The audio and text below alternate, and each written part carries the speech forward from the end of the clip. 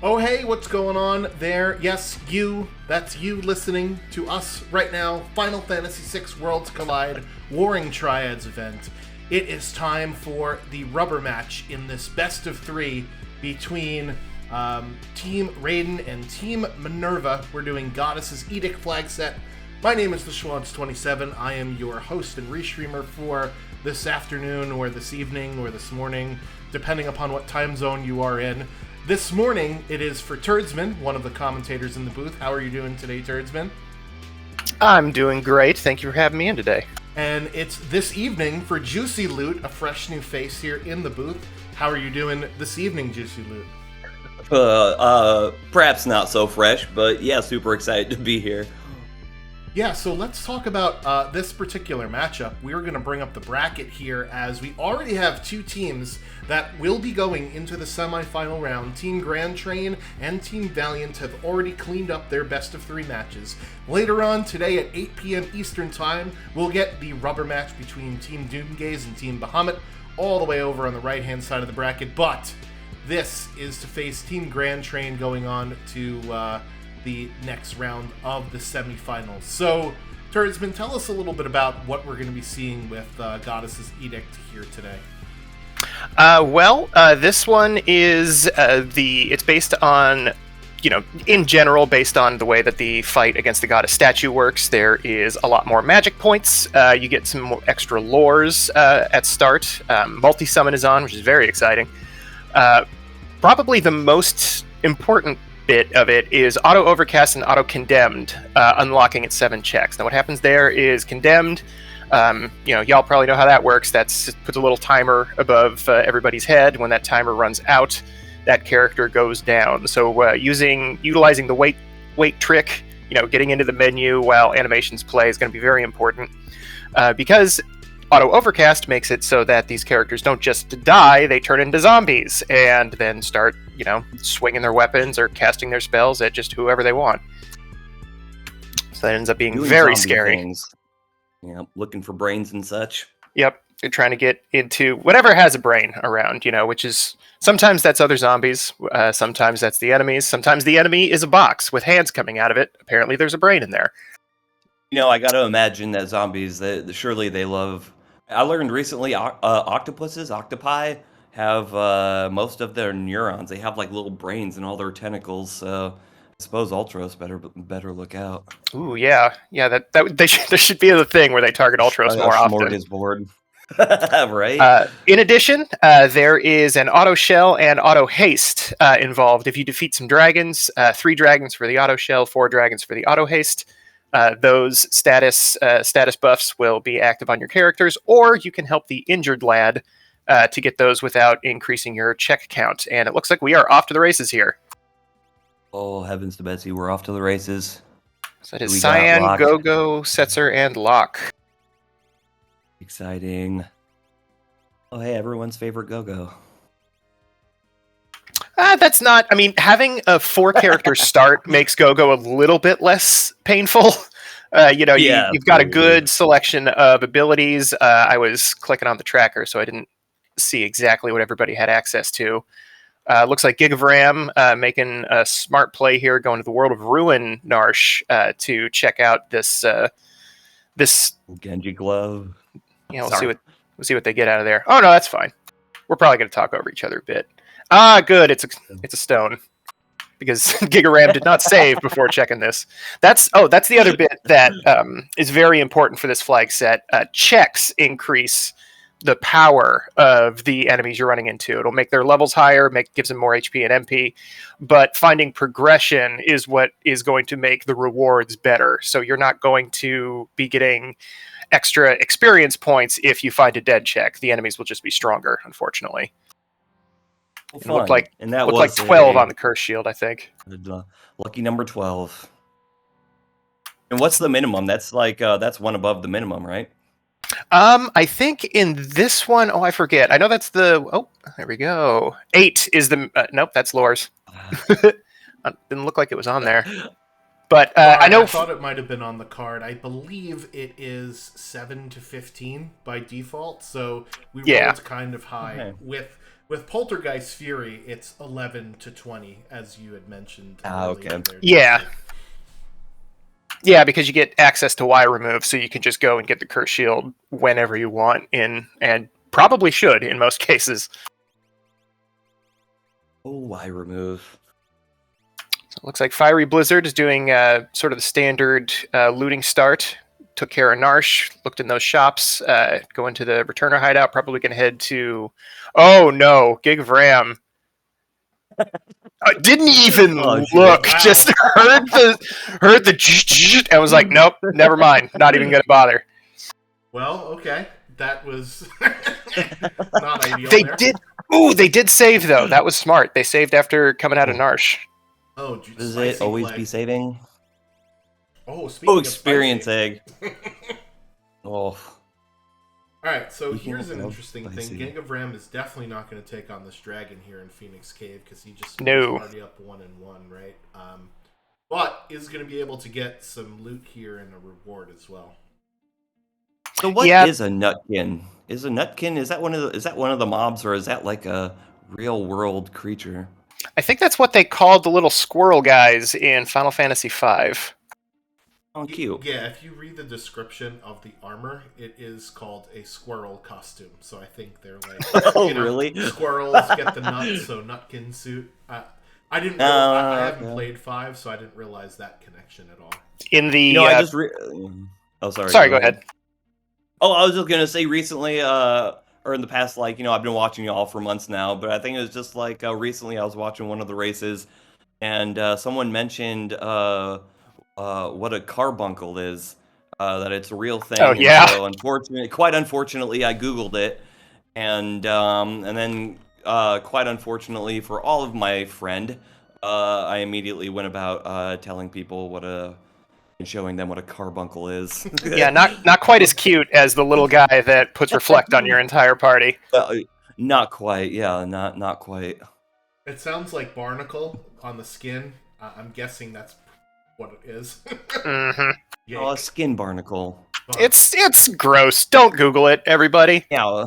Just it's a cute little guy, and he's green, and he's got a gem in his head. Don't worry about the rest of it. You guys are supposed to not be driving people away from watching the oh no, somebody did already.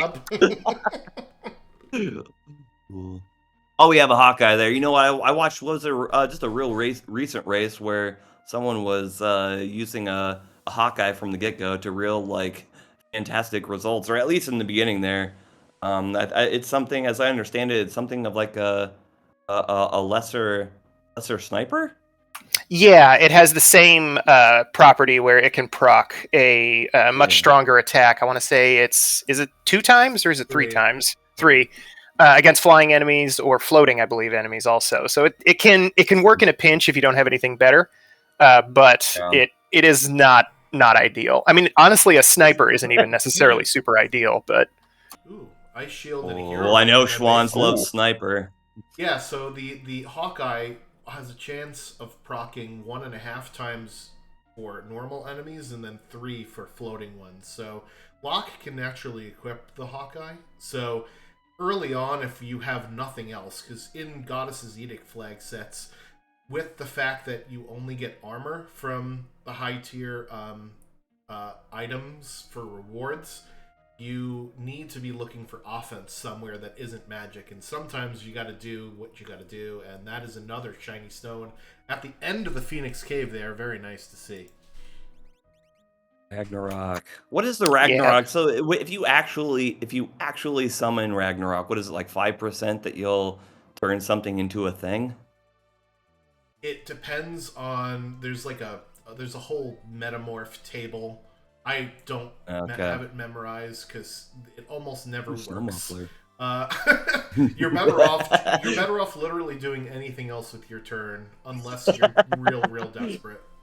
Yeah, it might be better than throwing a magicite item, because then you're just daring the gods to give you a crusader right in your face. But yeah, typically it doesn't work out that well, and a lot of times it'll kind of tell you in the beginning, better off whatever, and it feels like 9 times out of 10 it's better off tonic, and it's targeting a fight, like one of the final bosses or something like that. It's like, okay, great, thanks, man. Yeah. Yeah, Yeah, just when you needed a tonic. Interestingly, we found 3 ice shields in South Yeah, Figaro, wow. 2 in the basement, and then 1 in World of Ruin. So, unfortunately, we're not going to learn any ice magic, but at least we have some elemental protection on our side, and we can crack it in a pinch for ice. Yeah, that's something Was that that Minerva? I think so. Ooh. But cracking shields is something that I've been enjoying a lot more in these flag sets versus Ultros League, because just because HP and MP for enemies stays relatively low if you haven't picked up any checks, which I think FieryBlizzard has not. It looks like GigOfRam, they've got the 2 Espers, so they have 2 checks. Their monsters are going to be a little bit tougher. They're probably going to want to find some easy grind fights somewhere. But like just a few weeks ago, I cracked a Thunder Shield on Magimaster and took him out in one shot, and I'm still riding that high, frankly.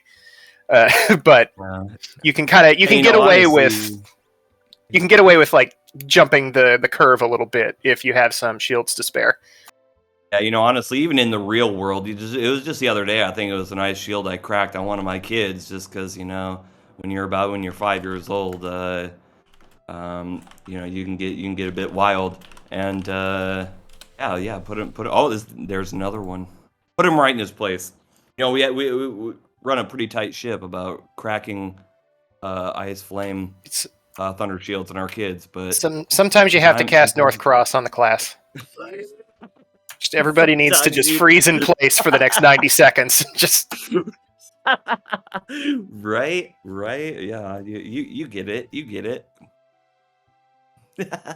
So it looks like FieryBlizzard went and got their shield and unicorn. I haven't I don't know if either of our runners have looked at the actual spells and stuff on those Espers yet, so I have not seen what they have access to. They might have a good spell in there, but a lot of hero rings.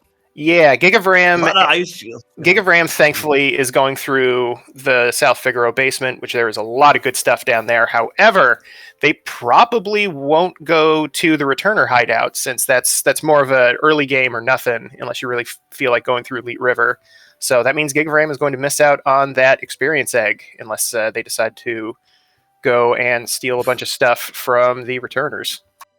Speaking of eggs, so in China here, so I got this corner store right around the corner, and that sell real fresh eggs. So fresh they've still got like birth and feathers on them. Oh. And I learned from one of my we call him I. He's one of our like classroom caregivers the other day, that you can shake an egg, and if you hear it moving around, that means it's gone off. And I tell you what, Chinese people just love to see some white guy just like in the corner shop shaking a bunch of eggs. It's a thing. All right, GigOfRam. Lumina, fixed ice. Ooh, yeah. That's a good shop. I'd take out another student loan for those. Oh yeah. So, question for you guys: GigOfRam already has done 3 checks without doing any leveling up or scaling. He still has, I think, 1 more available to him with fixed ice in that shop there too. He still has 1 more available to him with Zone Eater. How many checks is too many free checks for you guys? Honestly, for this particular flag set, I would say 2 is still kind of, that's still kind of pushing it. With a 4-character start, you're going to be getting a ton of experience from, the early grind fights, and grabbing a couple Espers before you do that is pretty helpful. And it looks like GigOfRam's even going to go after a 4th one here. Yeah, I mean... and you know what, for me, it's... Oh, sorry, go ahead. No, go ahead. Oh, I was going to say, I've never actually ran a seed.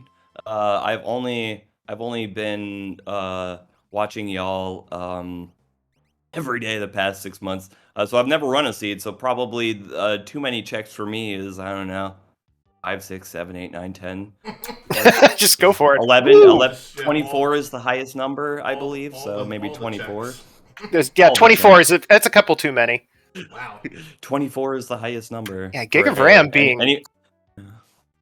So Sorry. that unicorn Esper has strength +2 on it, and we do see finally we're in battle. Setzer has lore. Cyan actually has his vanilla sword tech, which will be great because we can unlock all of the sword techs going through Cyan's dream, and we have Gogo who could put any command to their list.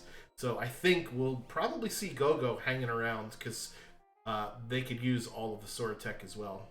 We also have access to Grand Train, it looks like, in Setzer's lore list. And Rage is what Locke has. So some pretty good starting commands, although I think he's going to probably just use those Genji Gov Illuminas that FieryBlizzard has. Yeah, level 3, dual wielding Illuminas. He's basically done. Like, he doesn't have to change anything for the rest of the game. Oh man, I just want to say, this is my first commentation. Is that a word? And I'm just so excited to be here. Everyone here has been been super welcoming, and I've got my cats here, kind of like chilling me out a bit, but y'all are great. This is so much. I went to bed at 6:30 my Saturday evening just so I could be here, and yeah. Well, cool. Yeah, this is a very nice community. Everybody here is really welcoming. It's a very chill vibe. Everybody here loves talking about this stuff. My goodness. It's like I don't really have anyone here that I can kind of like connect with on this. Outside, well, actually, I do have one of my coworkers, Lyle, who is just the coolest guy. Who's I think got a Twitch account just so he could support his best buddy. Yeah. Anyhow, we got Natma on the right. Oh goodness! Yeah, the Illuminas are not going to help out with that. They're going to, in fact, make this take substantially longer. Fortunately, there's some dice floating around. Looks like FieryBlizzard really went hard on clearing out that one weapon shop. Got lots of stuff there. Took care of that business. See, that's what I'm talking about right there. There was, I think, that second Illumina hit recovered him to full, but 2 fixed dice and a Quadra Slam took care of that. Like, that Atma only had like maybe 1500 HP. Just as a rule, like, again, in my daily life, just 2 Quadra Slams and a fixed dice is pretty, just generally speaking. It's what you need in the morning to wake up. Pretty solid fall. Yeah, right? So, all right, GigOfRam taking on a Vectigoyle. Let's see what happens here. They've got a huge scale. There's a huge fight coming up. There's big scaling. It looks like they're not getting too much damage, thankfully, but yeah, I was going to say that fight probably was going to take a while for him. That Seraphim Esper that FieryBlizzard just got from Dome of Siege has Ultima available. Yes, I saw that. And they're going straight into the evil version. Get those sword techs out as soon as you can, especially when you have 2 characters that can use them. Okay, so Relic Ring right there. There's gotta be some kind of exploit for Relic Ring. Am I right or no? Also, second question: what happens if you revivify someone with a Relic Ring? You heal them. Okay. So the Relic Ring basically makes your character undead, and the undead characters in this game, will you die with the revivify? Maybe you'll actually die if you try and revivify your character. Never mind. So potions and tonics and stuff like that actually hurt your team, and things like poison or other stuff will actually heal your Relic Ring character. Just sell the Relic Ring. Okay. It's useless. It's not even worth that much money. But just you know what? I'm gonna break it somehow. I'm gonna come back here, breaking Relic Ring. Get down in the mines. Oh my goodness! And that was Kefka. When can you miss it? A one shot with the double Atma or double Illuminas right there. Oh, buddy. Oh, Kefka. Got a Magicite out of it. So yeah, GigOfRam managed to take out. Sorry, go ahead. Oh, sorry, go ahead. I was gonna ask, have we seen any of the Magicites? What they got going on? The Seraphim has... Ooh, there's Realm at the end of the Dream. That's going to be good. Seraphim has Ultima on it, which is pretty good. One of the other ones had Strength +2, which is definitely going to be good for FieryBlizzard. They're probably just going to pop that on lock and just not worry about it for the rest of the game. But it's good that at least one of us is paying attention. Oh, that's true, yeah. Also, I know that Doom is on one of the Espers that GigOfRam has, and I believe Mute is on the other one, so that's good for excellent Kefka stuff. So even though the runners are dealing with what's in front of them, right, they're always thinking about the last boss of the game too.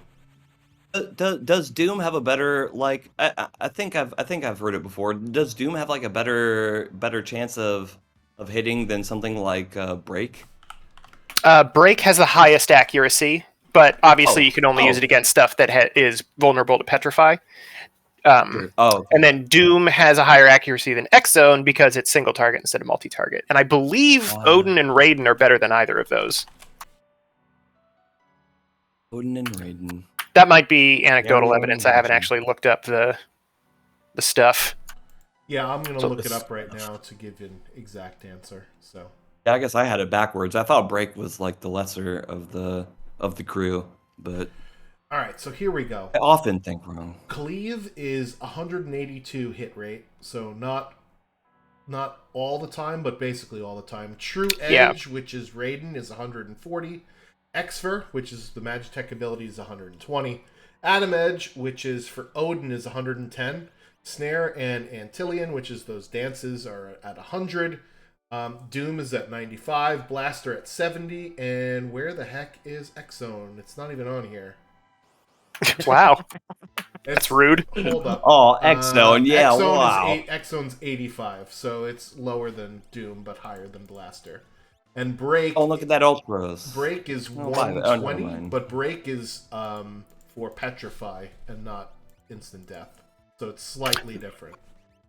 I like how FieryBlizzard put the Realm in their party before checking what she had, which was Runic, not great, but they're definitely not going to be, like, considering how strong their lock is, how strong their Scion is now.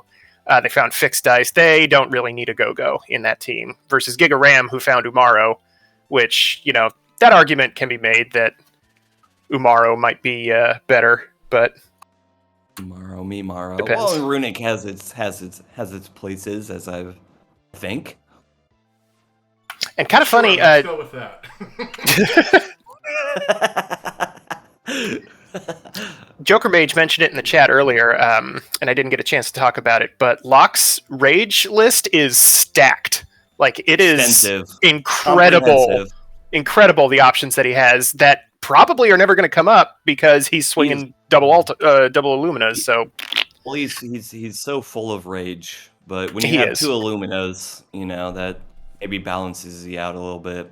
Ooh, boy, that only having 3 ice shields is starting to grate on GigOfRam here a little bit. I feel that. The one that you want to keep alive is not quite... Oh, goodness. And of course, I'm waking up the neighbors with my laughter. Final Fantasy VI Worlds Collide do. They keep targeting the one person that you keep picking back up. I think he's out of Phoenix Downs here. Yep, wall hacks. He's being trolled. I gotta apologize. I know I got something of a loud, obnoxious laugh. There was the other day I accidentally, so we got these, like, we can't use the elevators at my elementary, or at my kindergarten anymore, so they make us use, like, the emergency, like, the fire escape stairs.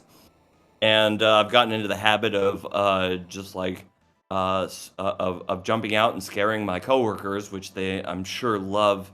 And I accidentally scared one of the custodians, because I thought it was my coworker, and the head of our teacher department sent in the group, our WeChat group, something about, like, who the heck is out there laughing so loudly? Could they laugh quieter?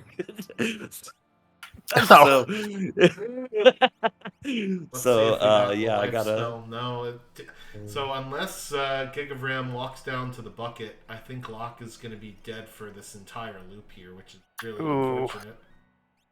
Yeah, and that's, like, I don't know how. Oh, yeah, they're just warping out. That feels pretty bad. You want to make this a whole thing instead of like, having to dip out early. But got to go drink that bucket before you can keep going. Probably gonna go find some more Phoenix Downs too. In the like I play like the past couple years when I got a Switch a couple years back, and ever since I've been playing any one of like Final Fantasies 1 through 12, and I think in like the remake or the remaster or whatever of Final Fantasy 6, they actually have a bucket at that spot. Oh yeah, that's in vanilla. The delicious bucket water. No, but I mean up at oh yes, Narsh, yeah. Yes, they you're just got right. Buckets everywhere. Yeah, they just got buckets everywhere in that game. Somebody made a trip to Home Depot before they started that up. Home Depot got some of Homer's all-purpose buckets. Oh goodness. So FieryBlizzard opted to go ahead and get those tiger fangs. I guess it is kind of one fast. Of the best weapons for Sabin.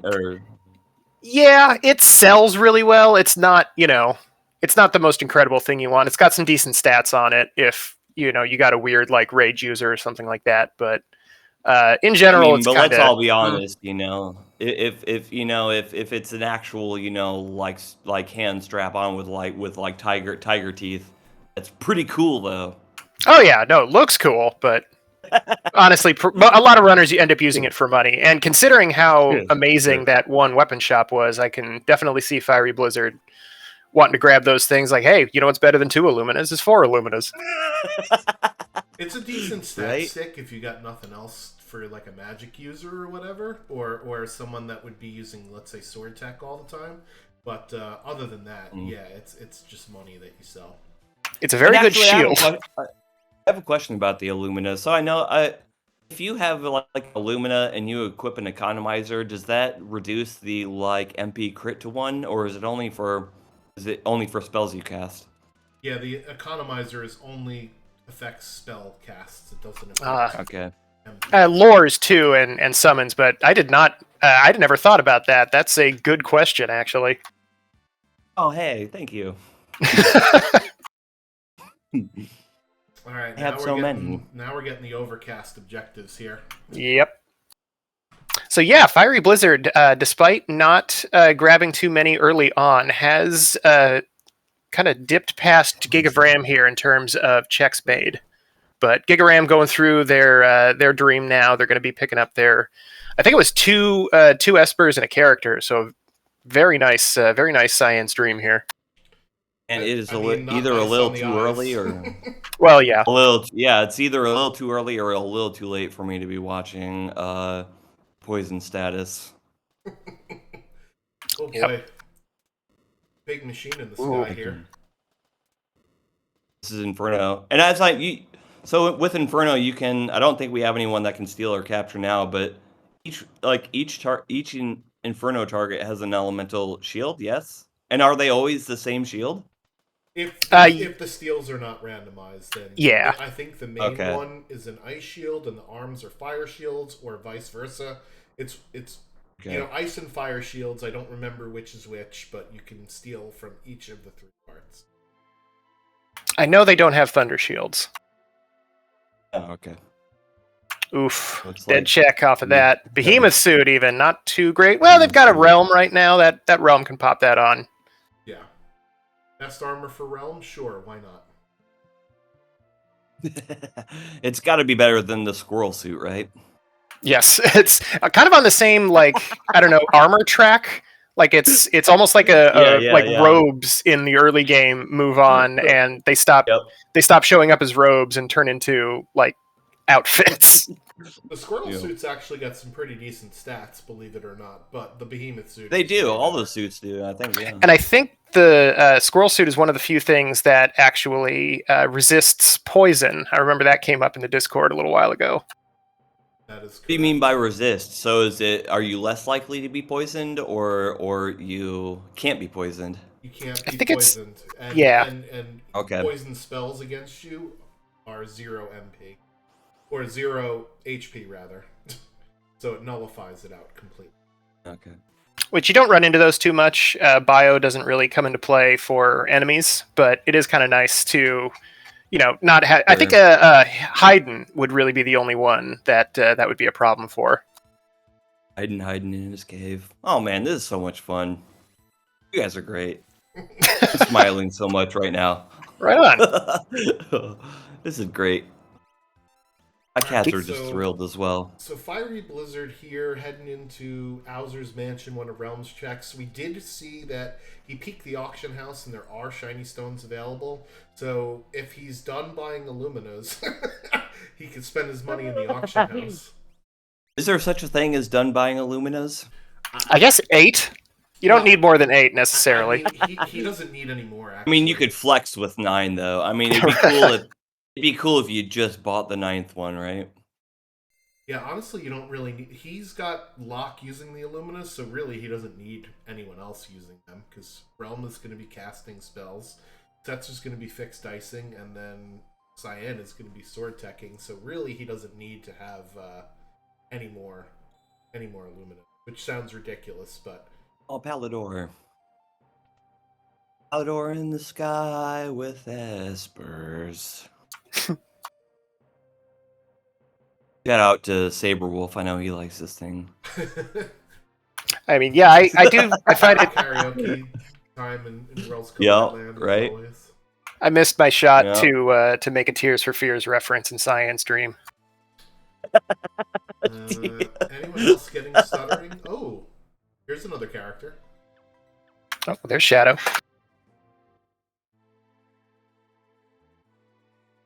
Oh, Shadow, the father, not the dad. And running into Narapa here, which isn't a tough fight, but can waste a little bit of time with this condemned cast in the beginning, which isn't even going to do anything. Yeah, FieryBlizzard. This is going to be fine. Yeah, it's gone. FieryBlizzard showing off the weight trick there. That's how you do it. If you're not certain what we're talking about with weight trick, anytime there is an animation playing, everybody's bars keep filling up, and that includes the enemies. There we go. God. Bro. Hate that guy. I mean, Sword Tech guy is still my all-time #1 most hated, but Returner guy is a close second. You know, I gotta say, as someone who's never done his own seed. Oh no, is he not picking sure, up the I sure do egg? love to see it. Oh God! Oh no! What happened? He didn't go into the. I think the experience egg was in the back room, or was it in the jar? It's in one of the other rooms that GigOfRam. Oh no! Yeah. I think every jar you don't peek in is an experience egg. Or an Illumina. I think he's looking for Phoenix Downs, right? Because he wasted. Probably. Before. So he's like, oh, this is an item shop, and might as well get these treasure chests here. Oh wait, no Phoenix Downs. Let's move on. Keep it moving. So a bit unfortunate. Dude,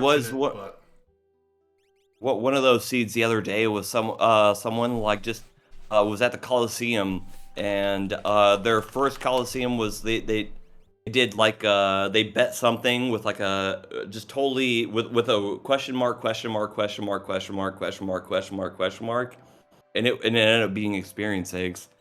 The dude got like 4 experience eggs for like, I don't know, it's like Bolt Hedge or something like that. Right on. That's something that I do in the Poltergeist seed. That gives you the extra little Dragoon set if you manage to. Oh my God! Get out of my way, Rexel. More like wrecked soul. Anyway. Yeah. Get out of here, Rex. But getting that little pack of weapons and accessories in a Poltergeist seed is pretty handy. So there's a good reason to just go ahead and go for it. Bet that tonic, bet that antidote. Just get the Dragoon pack. And again, just flex and get the 5th. Just let it sit there. Or you could sell it. Sells for a lot. No, that wouldn't be flexy enough. You just let it. Just make it hard boiled. Just let it sit there for a couple hours. Question from the chat: what can stop FieryBlizzard? Honestly, if our characters are if the last character is Umaro, and if there's no characters at any of these other spots, I don't foresee FieryBlizzard going to Zone Eater anytime soon. So Yes. that could potentially derail this run for him, because he's got everything he needs. He has, well, will be getting Ultima soon, has Grand Train for Setzer, has Locke with 2 Illuminas, and it's got Sword Tech 8 for Cyan.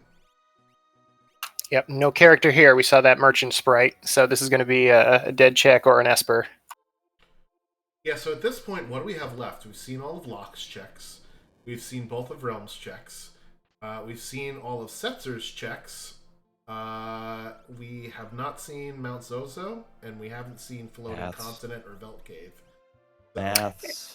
And I think never actually finished the Yeti Cave because GigOfRam had to dip out to bring Locke back up, and I don't think they made the walk back up. And oh boy, it's Whoops. Doom Gaze. Speaking of Umaro, I feel like there hasn't been enough puns. Was it like me Maru, we Maru, they Maru? Uh-oh. Setzer is zombied with fixed dice. This can be a disaster. This is not oh boy. This is another thing that could completely derail FieryBlizzard, is if any of these incredible high power things get turned on them. Okay. Yeah, I just got through it. And sometimes you just have to do that. You don't want to lose out, especially Doomgaze is a lot of experience points. You don't want to lose that out for your characters, but once 2 of them go down and are swinging on everybody else, you gotta go for it. Chat mentioning Kefka at Narsh. That is another one that's pretty unlikely to be checked unless they manage to find Mog, and even if then, that'll be like character number 7, so probably won't be going after that. I think that was a dead check in Esper Mountain, by the way, because I'm looking at the tracker and the numbers are the same that we have, so I think that's a dead check. I didn't see exactly what it was, though. Speaking of Maduin, so Maduin is Maduin non-elemental, or is Maduin all elemental? Non-elemental. Tritalk is the one that's 3. Well, it's 3 elemental, right? But Maduin is non-elemental, but the magic damage is so low that it's not worth using. Yeah, it's an emergency. An emergency. All Maduin, wake him up. In your standard race seeds, certainly in Ultros League, but even in these, you're almost always going to have a better option than stuff like, never mind, Terra in the Velt Cave. So we do not have to go get the Yeti on FieryBlizzard's side. Yeah, but GigOfRam just had to use his ice shield, cracked an ice shield there to get past Rexall, because didn't really have a lot of single target non-magic damage to deal with that. But oh boy! Oh no! Here's that guy. We've got Berserk. Yeah, we've got. Oh yeah, him. We're fine. The magical master. We're fine. Yeah, the dude who is like in your like middle school yearbook, most likely to be like a dilly bar. Magic master. Yeah, so recapping here, FieryBlizzard is 6-0 in his matches for the tournament so far, with GigOfRam at 4-2 with 1-1 in Goddess's Edict flag sets. It looks like FieryBlizzard's offense is Ultima for Realm, Sword Tech for Cyan because he had the vanilla ability. We've got Lore with Setzer with Grand Train, but also Fixed Dice in a shop, and then Illumina's in a shop for Locke. And GigOfRam's offense is less, ironed out at the moment, just because I don't think he's found that Illumina shop, but does have the Fixed Dice for one of his users. It could be because it's 2 a.m. for me, or 2:40, but I swear I just saw Slurm in the rage list. FieryBlizzard. Oh yeah, yes, yeah. Isn't that like Futurama, Slurm. Yes, Futurama stole it from the Final Fantasy VI U.S. translation. It's one of those little green jerks in the Slurm? Esper Mountain, little wormy Okay. guys. Yeah, let me show you what it looks like here. Okay, yes, and this is a deciding match. Like whoever wins this, their team is going to be moving on. Why can I not find it? Oh, here, Slurm. Everybody wins. And that did not work the way I wanted it to. We got a fun line now. All right, never mind. Forget anything happened. That didn't work the way I wanted it to. There we go. We're gonna go back to this and then back to that. Perfect. This is a live broadcast, y'all. We're professionals here. Oh yeah. All right, right to the loot basement here. I like this. You don't really, no, I don't. You don't need anything. You have everything. Just go. Well, okay. That's actually a very good point for FieryBlizzard right now. They very specifically do not need any of this stuff. But let's see if they keep going. I'm not sure But I if mean, they're gonna... Nope, Boo does have a point, though, but stuff is fun. Yeah, but okay. I was just going to say that, man. It's stuff is great, right? And like that capitalism. That definitely is like I would very much have had a gambling problem if I visited Las Vegas more often in my 20s because do I love opening treasure chests in these randomizers. It is so much fun to pop it open and get a Thunder Shield, for example. Yeah. I've been to a casino one time in my life, and in the first 20 minutes I was up $100. 20 minutes later, I was borrowing $20 from my bestie. And then about 10 minutes later, I'd broken even and it was like, hey, man. Like, yeah, get out. That's the sign. Escape. I get the point. It was like a whole episode. And yeah. Well, if you go to a casino expecting to win money and are not like a card playing expert, you're doing it wrong. I'm like, listen, I've got $200. I know I'm going to lose. By the way, that is man, at the Umaro spot. Oh, that's such a bummer. And, Celeste, wow. Okay, so we have a lot of characters. So we didn't mention, I don't think, that the skip is at 10 characters, 14 espers, and 24 checks. But I think we've found, let's see, 6. Let me just count. So that's 3. So actually, yeah, that's 3 extra. So there's 10 visible at this point. Yeah, so we do have 10 visible characters here. Just undo what I just did. Yeah. While he's undoing that, is now a good time to do the we'll be showing off FF6WC with the Archipelago multi-world thing that's coming up on the 17th. Sure, we could do that. We'll probably plug them again at the end. But we do have two. Well. We do have 2 charity events happening this month. One is, like you said, on Saturday, March 16th. That's for Multithon, and that'll be supporting Blue Path service dogs that help kids with autism. Awesome. That's a pretty good one. I like that one quite a bit. Service dogs are fantastic. Lovely. Every time I see them, I'm all like, oh, wow, you guys are much better at your jobs than I am. And then March 29th, which is a Friday, we'll be running at 4:45 p.m. I want to say that's Eastern. No. I didn't see. Nope. Yeah. Is that just whatever time period I'm in? Time period. That is correct. Yeah, but more importantly, what time is it in China? I'm not sure. 7:45 Eastern time. So yes, you're right. 4:45 Pacific time. And that'll be supporting. I would have to guess it would probably be like 6:45 a.m. I believe the Simpsons joke is it's 10:45 next Wednesday. And the Randothon will be supporting NAMI, the National Alliance on Mental Illness. That's a pretty good resource. A lot of people know about that one. Folks that I talk to who don't know anything about video games or streaming and have absolutely no idea what in the world I'm doing with my time all day, they understand it once I tell them, like, yeah, no, this is a charity for NAMI. So that's a my coworker the other day, because I've been basically talking about how I'm going to be doing this nonstop to anyone who will or won't listen for the past few days. He was like, "You're getting paid for it, right?" And I was like, "No, any money goes to charity." And he's like, "Aw, that's too bad." That's not necessarily the attitude we want, but ooh, dead check for Celeste in the basement. That is a bummer. Yeah, but FieryBlizzard's levels are already pretty good because of all the stuff that he's done. You know, a dead check here or there is not going to be a big deal. At this time, he wants progression, and we got our Palador, Jumpy. Palador. Hey, nice. That's a shout out to Boo in the chat.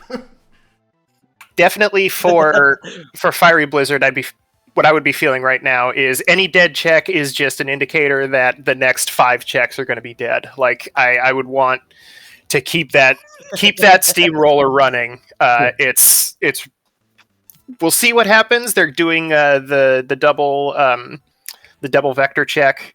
We'll see if they end up going through to the end. Hopefully not. I want to say that might not be the best use of their time, is going on a fun little minecart ride.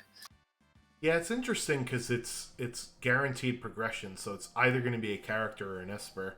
And at this point, looking at the rest of his checks, honestly, that might be the fastest check he has when he gets to Magitech 2, right? At that point, you're right. You have to warp out and then go do something else. And the something else is Opera House Disruption or Floating Continent, or Mount Zozo might be the fastest one left.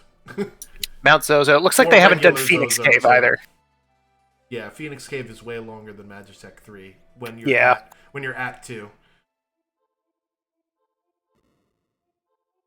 All right, so little French vanilla action here, number 24. And GigOfRam is getting. What was this here at Daryl's tomb? I believe it was an Esper. I forget which one though. Oh, Starlet. That's right. Okay. Oh, this is the Ultima. So GigOfRam is going to get access to Ultima after this. Ultima can only ever be learned at a 1% rate, right? Yes. That's correct. Yeah. Same with Merton and Quick. With the way, so the setting is tiered learned rates. So the higher the spell, the slower you learn it, essentially. Okay. So FieryBlizzard making short work of Magi Mister. Has not gotten their doctorate yet. Gets their Alexander. That's another Esper for them. Which puts them 2 away. So yeah, you might be right. If they get a second Esper out of this one, it would definitely be the right thing to do to just go ahead and see it through. They've got plenty of warp stones and smoke bombs. If they really run into something nasty, they can go ahead and take care of it. If they run into a Gigantos, I guess they can take care of that too. Going to deal with his ghost train pretty quick. Smoke bombs and warp stones work. They function the same inside a battle, correct? Yeah, they both. Smoke bombs are specifically for a fight, where they just they just automatically let you run if you're capable of running, which I believe that's turned on for everything other than boss fights for these flag sets. Or are there still some random encounter things that you can run into? I think there's maybe only 1 or 2, but I think you could run from everything, and that is Calmness Protection there. Oh, and they warped out. Who wants to be calm? I mean, seriously, though. Golem's a good get. We'll see where they try to go to find their 10th Esper. Yeah, because multi-summon is on in this flag set, so that means we could use it on Tier 1 and Tier 2 for 10 hits, and Tier 3 for Calmness. Okay, so am I the only one who sees like a giant foot in the world on the map? What is that? Here, right there. On FieryBlizzard, where are we at? Mobliz. It looks like a giant. Yeah, Mobliz. It's a giant foot. Yeah, I guess it's kind of like an upside down Italy. I don't mind this. Okay, hey, it worked out. You know, like that was a risk. So FieryBlizzard just has to deal with this boss, and then they're gonna have Kefka unlock. And honestly, I say just go for it. You're gonna have Kefka unlock at minute 50. You got a level 50 lock swinging two Illuminas around. Just you can make it happen. Right. Yeah, nice Earth cast of Tirado on Raiden, who actually is weak to Earth spells. Don't get to see that too often. Really?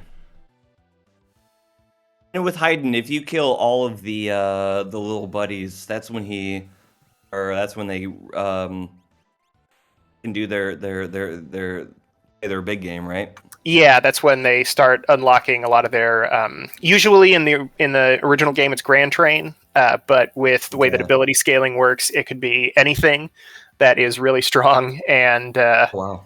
Ultima, yeah, for Ultima instance. pops out sometimes. Goner shows up sometimes. Lovely. Oh, Schwans, hey, look, Ooh. Air Force. Your buddy, Uh-oh. your favorite. No thanks. Yeah, 2-character Air Force also. Opting for Bolt 2 instead of Ultima, which it's going to do less damage, but I guess the animation isn't quite as gnarly. It's way shorter, and you don't have to deal with the animation of the other two things going away, although you might want That's to. true. Have the other things go away. Yeah, I tell you what, look- as someone who's so I got my BFA in graphic design, and I even apprenticed to be a tattoo artist for a while. Air Force, whoever did the illustration, was had to have been fun. That was Nomura, I think. This was his first big job with the studio. He got to do a lot of the monster designs, which is why they all look really messed up and just these nasty little monsters. Little critters or creepy crawlers. Not as many belts as would show up. It's a little different than what the concept design was, but that's what's going to happen, right? When you pixel art. All I guess I haven't really Mount seen Zozo is a new check for us here for GigOfRam. Probably going to grab the dragon on the way as well. And FieryBlizzard into Kefka Tower, 48-15. Excellent. Just flying here. Yep, just go for it. You've got Locke. Locke is close to invincible here. We don't have any kind of there aren't any like bonuses or upgrades for dragon completion, is there, in this flag set? There is the auto shell and auto haste. Auto bring that back haste. up. Oh, okay. You get auto shell at 3 and auto haste we at go. 4. And Okay. I don't know. I was doing the injured lad thing a lot. How do you guys feel about the injured lad bit? Because on a couple of my early ones, I was doing that, but I also, I mean, sorry, Schwantz, our team did not make it into the finals, so who knows if that was the right thing to do or not. Clearly it wasn't. Yeah, apparently not. It takes about like 2.5, 2:45 to do it, and so can you make up that time in battle with one, your team not dying from magic attacks for auto shell, or 2, making your team faster with auto haste? I personally would find that it's not worth it unless your team is like mostly jumpers, or I don't know. I never did it in races just because it always felt too slow. Because killing 4 dragons, sure, it's longer than doing the injured lad, but then you're also gaining all of the benefits you get for killing dragons, right? Whereas injured lad, it's a literal waste of almost 3 minutes. And like, so what MC is Hammerpants, what is injured lad? he's the guy in the bed in World of Balance Mobliz. You just have to kind of wander back and forth. You manipulate the way that the game treats different shop menus. It ends up advancing the quest as it is. So you just kind of you go and talk to him. You read a letter. You go send a thing to someone else, and then you go hang out with the relic shop for a minute. As GigOfRam gets Strago, character number 7, probably not going to play around with too many of his checks, but this gets them the character requirement at least. I think the thing that I was always focused on, I wanted to do the injured lad because I really wanted to have auto shell. I tend to get blown up by like wind slash and stuff at early levels, and I didn't want to add a bunch of extra checks onto it because I was afraid of the auto condemned and auto overcast. But honestly, now that I'm looking back on it, like that those status ailments don't matter too terribly much if you're able to do weight tricking and if you get your offense up high enough. So I think you might be right. It might be maybe not super ideal. Yeah, I mean, it depends, but I would say in the majority of cases, not worth it. And unfortunately, GigOfRam is going to find Shadow here at the end of Owser's Mansion, so he needs to get 2 Espers immediately. Hopefully maybe he gets them from here in Auction House? No, he's going to come back later. So auto shell is reduces magic damage by 30%. Yeah, I think it's 1/3. 33. 1/3. 33. Okay. Which is handy, but a lot of the nastier spells near it's more better. More better. I did it, everybody. I'm on the West Coast. This is early for me. I don't have the same excuse as Juicy Loot. It is a better thing to have at the beginning of the game. Like once you start getting to the end, you're running into Ultimas, you're running into Goners, you're running into Meteors, a lot of stuff that ignores magic defense and therefore shell. So auto haste, on the other hand, is more valuable for everybody, but like Schwantz said, it's better if you have jumpers. And could you imagine a relic? So it's like, imagine just like a relic where it's shoes, and it gives you haste, and No. Picture the Marvel shoes in your mind and rotate them. I refuse to be a part of this conversation. What about some sort of badge, like an award that you could pin to your chest that makes it so that now you know how to hold a spear? Brilliant. Oh man. I don't mind Marvel shoes. They're very situational. I've put one on a Yeti once, and it turned him into.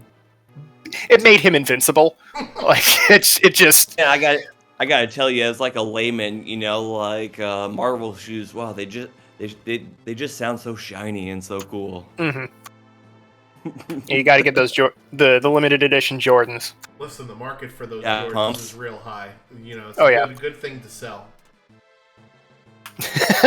Yeah, you gotta set up your little blanket on the street. There you go. Ooh. So GigOfRam's lock had 109 strength. Yeah, that's that strength plus Esper from the very beginning of the seed. So, and they do have an Atma weapon, so that's probably where Locke is going to end up here eventually. I think GigOfRam is still having Locke cast stuff right now. Meanwhile, FieryBlizzard is just tearing through all these bosses. I don't know how Ultras is still alive. He just ate, 26,000 damage in one turn. Yeah, actually, you know what? You're right. Good for him. That's pretty impressive for that guy. Yeah. Shout out to Ultros. Ultros is built different. Ultros is built so different that he's built 4 times.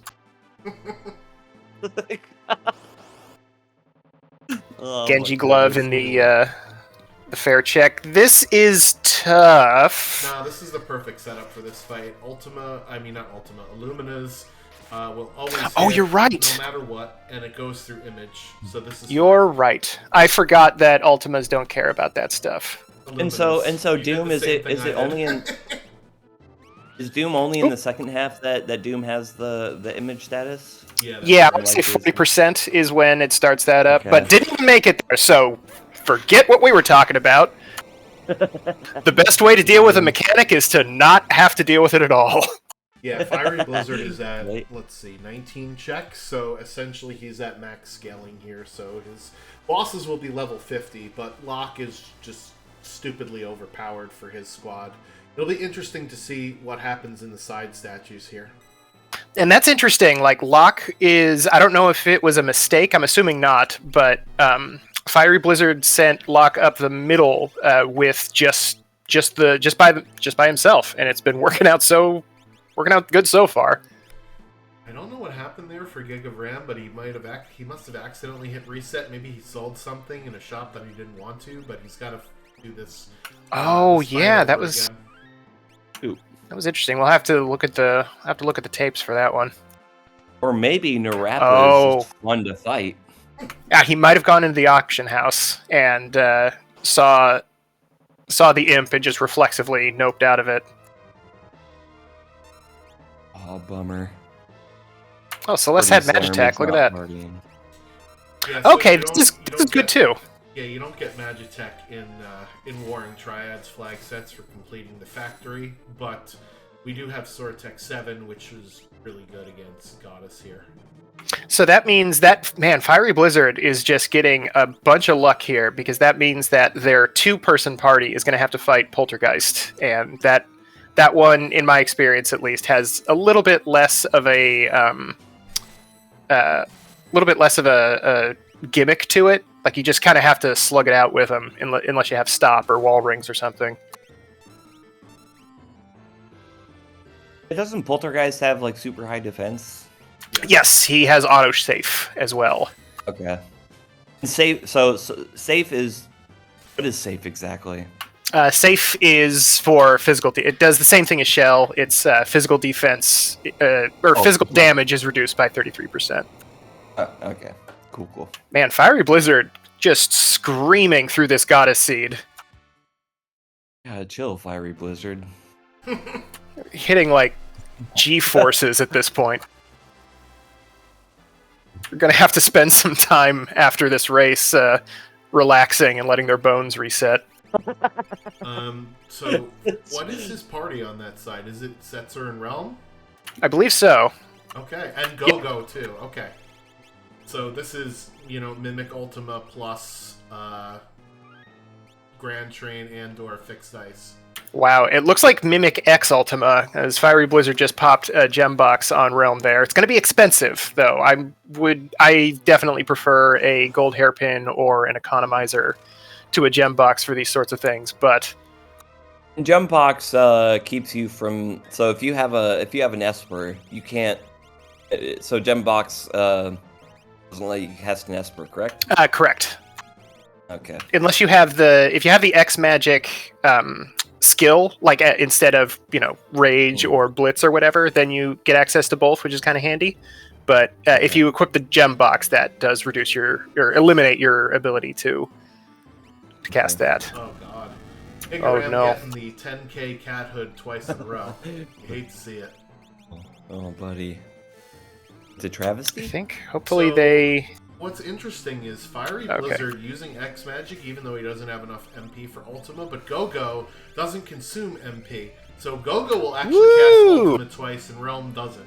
That's a galaxy brain, wrinkly brain play there. That's an octopus 8 brains play. Gar asking the real tough questions. Is Go-Go better than Realm? We found the edge case, everybody. I mean, if this was me running, I probably would have kept Go-Go in the party for, having multiple sword tech users, but this is certainly a thing you could do here.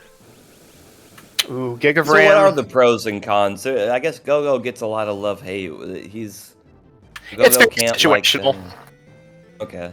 Yeah, so Go-Go stats are usually generally lower than the rest of the characters, and they cannot be upgraded via Esper bonuses. So they're going to have not as great of stats as the rest of your crew. However, they can add any commands to their repertoire and can mimic things without having them being consumed. So stuff like Throw, stuff like Casting Ultima, stuff like Sword Tech 8 and 7, stuff like Bum Rush. Those are good candidates if you have a Go-Go, right? Because those are going to be your really high-end, super-duper powerful things that are going to succeed almost no matter what the stats are. And FieryBlizzard actually was in pretty dangerous territory there with this team. Yeah, it was scary. Go-Go got zombied at a very inopportune time. Oh, gone. And GigOfRam heading up and taking care of the Narsh checks that they left behind before. I think this was a oh no, they didn't do this yet. They had to nope out after the dragon. That's so right. We're not sure if this is an Esper or not, but unfortunately we know that behind it is Sabin. Yep. Which, not bad. It'll give GigOfRam access to a couple of quick checks. But And then he's not gotta what you start want to thinking see. about Skip too at 10 characters. Yeah. Which But is possible. They he's- haven't picked up their Celeste. I mean, unfortunately, FieryBlizzard is already at Kefka. Yeah, this is unfortunate. GigOfRam playing a little bit more of a normal goddess seed, where once you get just outside of an hour is when things start finally clicking together. But FieryBlizzard just had a huge combination of luck and skill here that worked together perfectly for them. Although I would like to mention, Genji helmets, if I remember correctly, is the best thing you want to put your nachos in. So I suppose if you have nachos, it's Works really good as a planter, if you get a nice succulent in there. There you go. All right, so we have at a weapon for lock, and then some other fun stuff here to use for GigOfRam, but he's not going to even bother with the pugs. It's no guarantee that any of those characters can equip the Minerva, right? So, all right, tier 1. So with the pugs, you can steal Minervas from those pugs, right? As well as their drops. Correct. You can do both if you have both. So we have Sword Tech 8 to take care of instant death. We have both Siren and Mute to take care of magic. I didn't see what time FieryBlizzard started this. I'm sorry, I'm not doing my job here. But 101, 101.15, I think. All right, I'll go back in his VOD and look real fast. Oh no, that was the switches, not the start of the thing. Yeah, so get your guesses in chat here. I will go back in the VOD and do some streamer magic to figure it out. Holy moly, they're chewing through this thing. Face is already dead. Oh, poor Face. So Fist is the one that you want to kill last, correct? Yes. Generally killed last. I guess I don't remember if Long Arm has a death counter or not, but it does. It uses Shockwave, I think 2 to 4 times, and then Fist just counterattacks. I think it just has a 50-50 shot of just smacking you, and then Face is the one that does the quake. Moving on to tier 2 here for FieryBlizzard. This one is a little bit dicey. I don't think FieryBlizzard is going to have too terribly much trouble with it, but they might catch a stray zombie hit from Tiger Face at the wrong time. Yeah, so we can. I don't know if we have mute, but magic can be muted. Tiger Head, Tiger Face can be. Or wait, no, hits can be stopped. Is that... Yes, yeah, you can stop hit, but that won't stop the 10 hit from coming out at the end, unfortunately. Oh, really? Yep, yeah, he'll use that regardless. What a dilly bar. Really petty. Yeah, it's like, no, actually, I'm don't get stopped at the end. If you look at my character sheet, you'll see that actually I'm immune to that. Yeah, there's literally no reason to put stop on hit. He's just going to hit you once per turn until the death counter, and you can't stop the death counter. So, stopping hit is just a waste of a turn, honestly. Would it though? Like all in all, like the time it takes to pull up hits like actions, would it save time overall if you just stopped them at the get go? No. No, not really. And okay. He doesn't hit that hard, which is kind of funny, considering that's his name. I think short arm actually does more damage. Oh, no wonder he's petty. Okay, chat finding a good edge case too. Sword Tech 6, if you have a Sword Tech Realm, for example, you're probably going to be using that. That has a chance to inflict stop, which you can get a nice little bit out of that. And FieryBlizzard also remembering critically that multi-summon is on, so popped on Golem for the last couple of fights to negate any stray physical damage that comes in. So the way that Golem works is it will prevent up to the amount of damage of the caster or of the character? I believe it's the caster. I forget if there's a bonus attached to it, but it's just max HP or current HP of the caster. Current HP of the caster. So make sure you cast Golem when your character is at somewhat decent HP. So yeah, make sure that magic doesn't have a quarter queued up before you before you do that. Same with tier 3, right?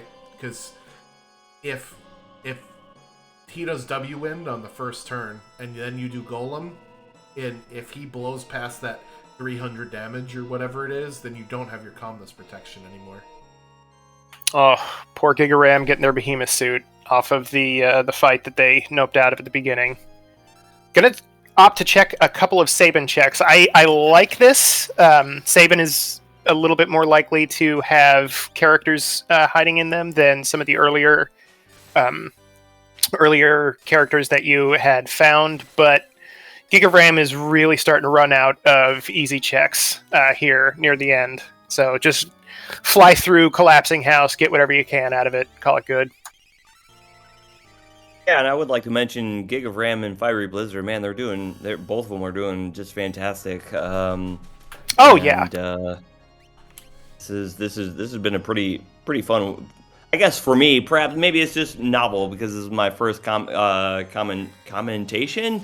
But man, they've both been putting up a heck of a show. So I'm not saying any of this to disparage GigOfRam at all. I've definitely been in their shoes. FieryBlizzard has made great choices, and they have had the luck to back up those great choices. That's usually the way that this ends up working. I know it sounds funny, but I'm serious. Like you can do everything perfect throughout a seed and still just completely bite it by the end, even though you made all the right decisions, because there were just, merit award after merit award after merit award at the universe has a sense of humor, so FieryBlizzard had basically a 5.5 minute tiers 1 through 3. And they're doing this with 86 checks. I just looked at FieryBlizzard's tracker. 86 chests. And they're potentially going to get a sub 70. This is like a statistical anomaly. No, that's way too many chests for well, I mean, if we're going to nitpick, there's no way he should have picked up all the chests in Imperial Camp. Oh yeah, definitely not. But maybe he's got that nut kiss. He's squirreling. Right, yeah. Oh god, Realm Tank and a hyperdrive. Oh man. So we're in definite Kefka counter territory here, so and there it here is. Comes Goner, so those Make 3 ice shields we looted at the very beginning of the seed, now is a good time to start yeeting them at the problem. And why are ice shields so good again? Or shields in general? When you crack them... Yeah, go ahead. Alright, when you crack them in a fight, they'll do the level 3 thing. GG's to FieryBlizzard. Yeah, GG. 1 incredible time. I bet you GigOfRam is just going, what the hell just happened? Right, yeah. Excuse me? How did that... No, that's impossible. Considering... Oh my goodness. Putting Kefka in jail. 3... Kefka in jail. Oh, buddy, he does not pass go. Oh, I got distracted there. When you crack a shield, it does the level 3 spell of that particular element, and it will also ignore defense, magic defense. So very nice to throw at Kefka, because if a character has decent levels or decent magic, it's pretty guaranteed to get close to quad 9s. Yeah, go tell him in his own chat, GG there. So make sure you give him a follow. We'll bring him in now. FieryBlizzard putting the fiery in his name with just blazing through that seed. GG's, congratulations on moving your team Minerva on to the semifinals here. Yeah, thank you so much for that. Yeah, man, good job. So yeah, that was incredible. I want to get this out of the way because we're about to talk about how cool and smart you are. How did you feel about going into the camp next to the sealed gate and grabbing all those chests? Like, what was going through your head when you went to go grab those? Money. Oh, okay. All right, that makes sense. And how did you feel about starting the run with all those Illuminas? I kind of took a look at that weapon shop. I'm just like, wait, is this actually for real? Yeah. And I took a look at it again. I'm like, no, there's no way everyone can wield Illuminas in this flag set, right? And then, yeah. And with the Setzer and fixed dice as well, it just got so ridiculous. It's like, well, I'm just going to do my normal looting here, and then I'm going to sell as much as I can to at least buy 2 of these with the Genji glove that came from Narsh as well. I'm just like, this is just why? And then top it all off on the EXP egg and the strength plus 2 espers, and it just got real dumb. Oh my goodness. Yeah, you made a lot of good choices, and had the luck to back that up. It was a really incredible run. So did you Was there a point when you realized that everything was going to slide into place? Was it when you saw that, like, oh, everybody can equip these Illuminas, I can get as many of them as I want, or was there like a point later on that you realize, like, okay, this I'm done. I'm on a rocket sled to the future. Let's go. Yeah, so about a minute and a half into the seed, right? I mean, the Genji glove. I think whenever I picked up the Illumina or the EXP egg in Returner's Hideout, it's just like, okay, well, there's no more thinking involved here. We have a Sword Tech Cyan to begin with, so, well, Domikazu seems like a really great check. And then, yeah, I mean, at that point, it just slid into place, and you're just basically like, okay, how can I get rid of Gogo the fastest? And then just trying to chain your characters. I mean, Gogo, the Pulti fight was pretty interesting, I thought, because it's sort of like the gem box. I knew I didn't have the MP for it to cast double Ultima, but it doesn't matter with Gogo. Yeah, that was awesome. We were all pretty impressed by that. Yeah, it taught us a little bit. I never thought about that particular interaction. We working out. learned. Yeah, no, it's this was a very quick seed. I mean, there was really no thought in ever putting on that curse shield, especially at 12. I don't even know if I really would have gone for 6. But it just ended up, all sliding into place, just having the tools to deal with everything. I mean, the Illumina's help, but having good luck to go into the right places, and luckily not trying to barter for an Emperor bot. Because I had that thought. I'm like, I've been here before. In the the amount of time I've been playing Worlds Collide, it's like, okay, I'm at one, Esper -1 count, so let me go into the Jador auction house and get my 10 or last Esper, and then 20 minutes later you're still staring at Emperor bot number 20. You're just like, well, I could do so many other checks faster than this. At some point, you just gotta buy that Emperor bot. With the amount of money and amount of power, we probably could have just robbed everyone at a Illumina point at this point. I mean, it was really even a question. It's like, what do I even do? Like, you run out of power over stupid. You're just like, I don't care about dragons. I don't care about skip. I just kind of want to go through the seed as quickly as possible. And, there's not much faster than getting several bosses, even at the late game, done with one swing. Yeah, I think the only statue that gave you even a little bit of guff was Poltergeist, and that was, you managed to take it out right before the end. Pretty impressive, just impressive run altogether. It's hard to think of questions to ask, because it flowed together really smoothly. Yeah, very, very good job. Yeah, from a routing perspective, I thought it was pretty boring. The way I ran it. It's just like, just go. But I thought it would be interesting, right? Because I'm sitting there thinking, okay, I found Illuminas and fixed dice within a minute and a half. We started with lock, which means that there's a good chance, an opponent would go to World of Ruin Narsh instead of World of Balance Narsh. Which meant they wouldn't see the Illumina or fixed dice, and probably not until they had a reason to go back there, maybe when you get Terra. So it's almost as if you predicted exactly how this seed went. Right, yeah, it's almost as if that's exactly what went down. Yeah, GigOfRam went to World of Ruin right away. And in a somehow even more tragic turn of events, when they looted Returner Hideout, they did not go into the back room to get that egg. Ooh. Yeah, just something unfortunate, happening there. It's really hard.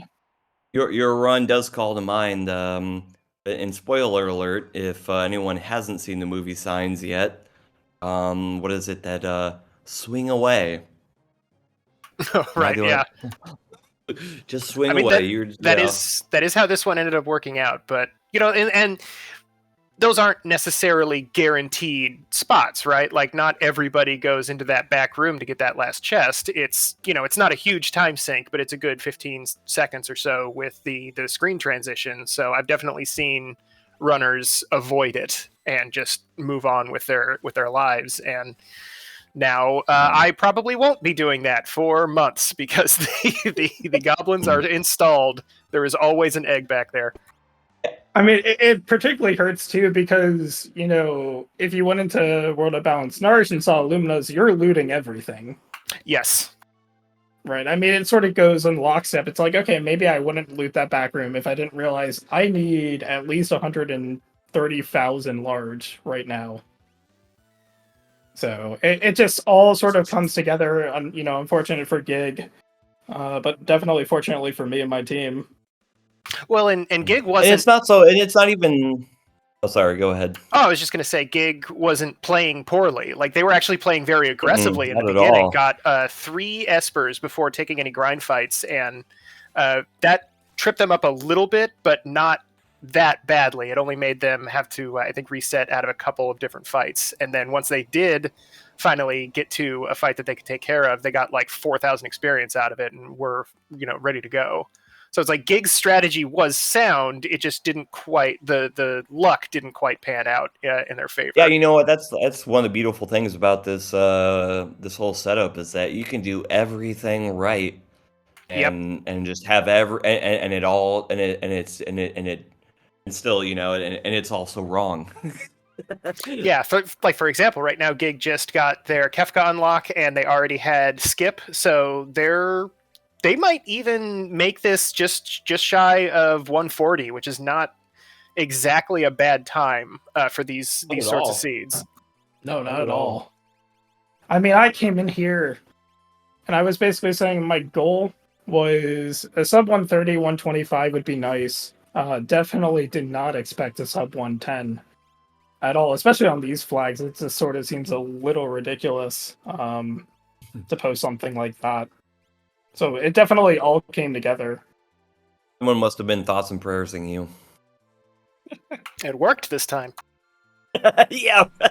So looking forward a little bit, FieryBlizzard, we're gonna pull up the bracket here. So your team Minerva, which I know very well from the group stage, will be going up against Team Grand Train.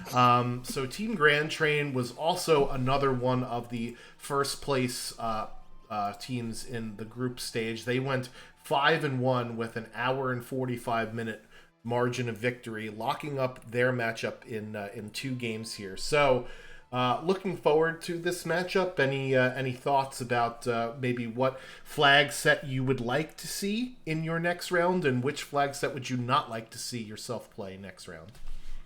I assume I'm not going to be playing Goddess again. Right, so the choice of Doom or Poltergeist, I guess, is the choice here. I'm fine with either of those. Goddess is actually sort of one of the least interesting ones to me, just because with the exception of a couple runs like this one, it's a lot of weight tricking, which isn't hard. It's just sort of tedious, especially like I was mentioning in the race room beforehand. I had a run in this tournament where I spent 15 minutes on the Kefka climb because my best offense was Flare. It's like, yeah, I can do it, but like it just sort of drags on. Poltergeist Fury and Doom are both sort of the opposite to that effect, so I'd be happy with either of them.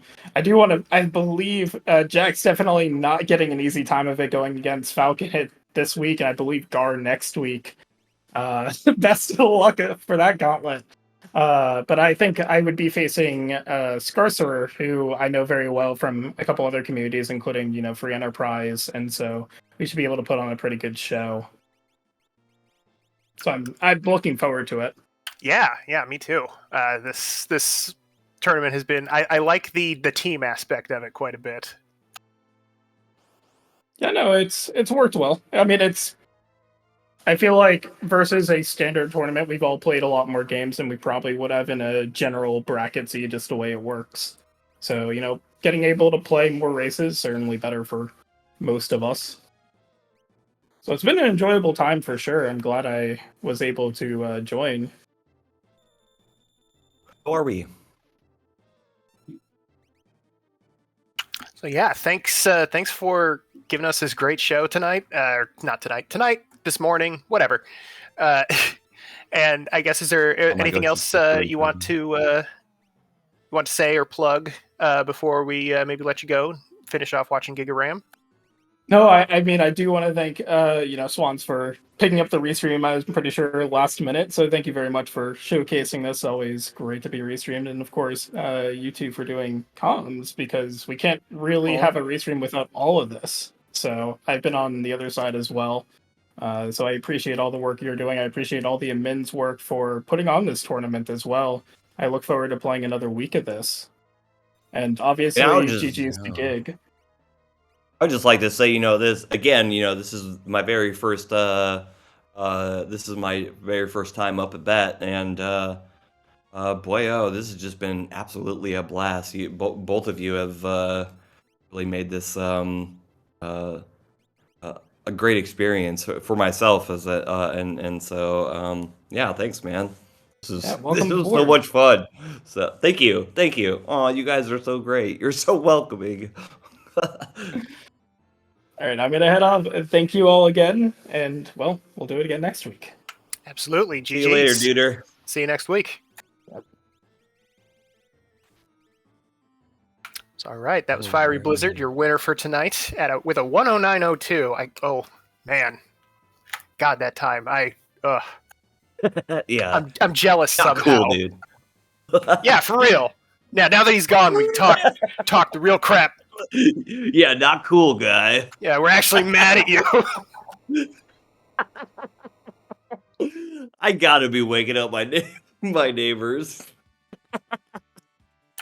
But in the meantime, we got GigOfRam chewing through these statues. Once they got into the tower, things have been going pretty well. They've got a lot of accessories that they're shuffling around. Put the jump boots there on Setzer to take care of Doom.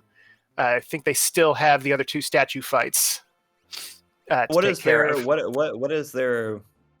like major offense looking like? One of them is the lock that I just saw had 204 vigor, which is twice as much as is even like viable. Oh, that's amazing. Oh. Yeah, Locke's been swinging with the Tiger Fangs this entire time for like 6,000 damage, so I'm desperate for GigOfRam to pop that weapon on him. I'm curious. I don't know what's the relationship between, or like the difference with vigor and like battle power. Like, how do those interact? Like, what is? I can try that. Schwantz can pick up if I get some of the details wrong. But with the way that that physical damage is calculated, vigor is multiplied by 2 before it gets plugged into the whole equation. So, and since this is a hexadecimal based game, I think it's still I forget the name of the thing that the NES runs on, 4502, one of those processors from the Apple II era. It can only have 255 is the maximum that vigor can get before it just 256. That's where it is there. Thank you, Schwantz, popping that into the chat there. It is 255. But yeah, so basically battle power of the weapon is used for just the fight command and the fight command only. That's it. For other physical attacks like Sword Tech 7 or tools or pummel, it's based on your strength stat and the battle power of that particular attack, right? So if you look at the damage formula there, basically the vigor gets multiplied and the battle power only gets added, right? So the strength stat is way more important than the battle power of the weapon you're using, but even more important than that is your level, because your level is multiplied in there twice, right? So the higher level you are, the more damage you're going to do with your fight command. Yeah, regardless of how you're getting damage out, level is probably going to be the most important number involved. Sort of a replacement. Earlier Final Fantasy games had the multiplier system, or hits. If you look at the Final Fantasy IV status screen, you see that times 16 or whatever after their attack. They refined that a little bit in this game to just take level by itself, which helped it helped give you those huge breakpoints that feel really good, but it also made it a little bit more incrementally strong. And I think that carries over into 7 also. I will say, man, because like I mentioned before, I'm always replaying one of the Final Fantasies, and it is pretty satisfying to see like a times 16 or a times 20. Oh yeah, yeah. In Final Fantasy 1, where they sway like the black belt upgrade. I forget, master. That's what it is, and the little hand comes out like 20 times, and it's just like, yeah, you did 75 hits. It's like, good job, man. Just went full fist of the North Star on this dude. Just obliterated this horse. Oh, poor horse. Yeah, so there's a lot more like calculations in there, but essentially that's what the damage formula is, right? There's stuff for like, is your character in the back row or the front row? Are you facing away? Like right now, Goddess, right? Her back is to Terra and Gogo, so you'll actually do more damage with the physical attack if you're hitting an enemy in the back. Like, there's all sorts of other different stuff, but essentially that's what it boils down to, is, levels get multiplied by 2, the strength gets multiplied, or rather, the level gets to the power of 2. So what is that called? I think that's squared. Yes, there it is. That's what I know math terms. Yeah. And then, we talked about that a lot. We don't do math in this. We don't do math. Yeah. In this So show. level gets squared, vigor gets doubled, and then battle power gets added. So that's sort of like the most important things in the fight command. Which all really speaks to the incredible like intricacies or kind of like complexity of my goodness, I just haven't had an outlet like people that I can speak with about like Final Fantasies in my everyday, but just like the magnitude or like kind of like all like the web of like all the interactions, all the multiplications, all the maths. It's so incredible. It's so it's so much fun to see and like experience and like learn about. It's really cool. It's just cool. Yeah, that's something I got into before I started getting into all these randomizers. Is I just I was playing, I think specifically this, and I really wanted to do a low level run of it. So I looked into like how that would be possible, like how does that function, and that led me to all of there's a ton of amazing FAQs on GameFAQs that explain the algorithms used in a lot of the calculations for various Final Fantasy games. And it is kind of interesting. This is more of a very, very personal interest, but I like how it has evolved from Final Fantasy 1. Like Final Fantasy 7, strictly speaking, is like the final version of what they came up with in Final Fantasy 1. And then Final Fantasy 8 shows up and does just whatever it wants, which I personally really love, but mileage may vary on Final Fantasy 8. It was a taste I had to acquire, but once I acquired for sure. Final Fantasy 8, so it's a fun one. So, just a couple things here. It was a 6-minute, 55-second Kefka for FieryBlizzard, which is lower than I think almost everybody in the chat predicted. Incredible. And he has been done for 21 minutes, and the ending cutscene is still going. This is a very long one.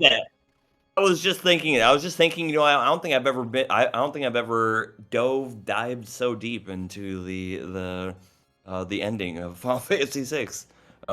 Which isn't to say that, which isn't to disparage GigOfRam. It's more to just say that FieryBlizzard was using GameShark. Wall hacks. There you go. Yeah, and there's a bespoke song for the entire ending too, which is bananas. I mean, it's a medley, but still. Oh, hey, I actually did not know that the palette swaps held for Terra's little hair blowing animation there. That's kind of cool. So with the condemned status, so I'm just looking over at GigOfRam. So the condemned status it resets with each tier, correct? Yes, yeah, that is a thank God it resets with each tier. Yeah. Otherwise, this would be So a very difficult fight. what are the statuses, or what resets and what does not, like between the tiers? Like as far as like image and vanish and float, like what are the things that carry through? And I life know 3 and things like that. Image definitely does. I think all of the statuses that you've applied, so like your safes, your shells, like all of that stuff will hang on. Quake. Okay. Okay, everybody's fine. Image actually will if you're wearing a Mirage vest, for example, Image will re-proc on those characters. So that can be a very handy way of getting some poor man's calmness protection. If you just pop some Mirage vests on everybody. As I understand, so and like with something like what are there any other things like morph? So like I know that like with morph, if you can time it right, you can have yourself like you can carry morph through an entire through tiers 1 through 4. Is there anything else like that for the Kefka fight? I don't think so. So there are some negative statuses that if they time out during the transition, they don't get flagged as saying they were cleared. So nasty things like freeze, sleep, stop. If you accidentally change tiers when that was supposed to have cleared on your turn, you will be permanently slapped, whatever. Really? So you could be frozen throughout. Yeah. Oh, not cool. It's not cool. It's not, permamorph is the obvious best case scenario use for it, right? If you are morphed and your timer runs out as you change tiers, the game never gets to clear your, are you morphed status on the next tier. So you'll say permanently morphed, but there are some statuses that will stay with your characters the entire time, which can be bad if they're negative status elements, right? And are there ways to affect the morph, like the morph like bar, like is there a way to hasten or slow it? The more slow it, I don't think so. There is an objective that allows you to complete. The maximum morph duration is a condition for an objective. So you could say, if you fight the Doomgaze spot, then you get maximum morph duration, and that will give you the longest morph bar that's there, but then once you run out of it, you don't get more.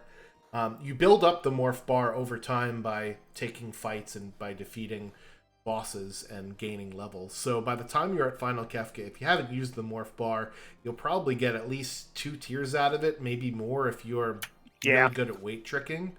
But permamorph is much easier to do because then you don't have to worry about weight tricking, etc., etc. So I thought it was based on how many magic points that particular character has collected. You might be correct. I know that it goes.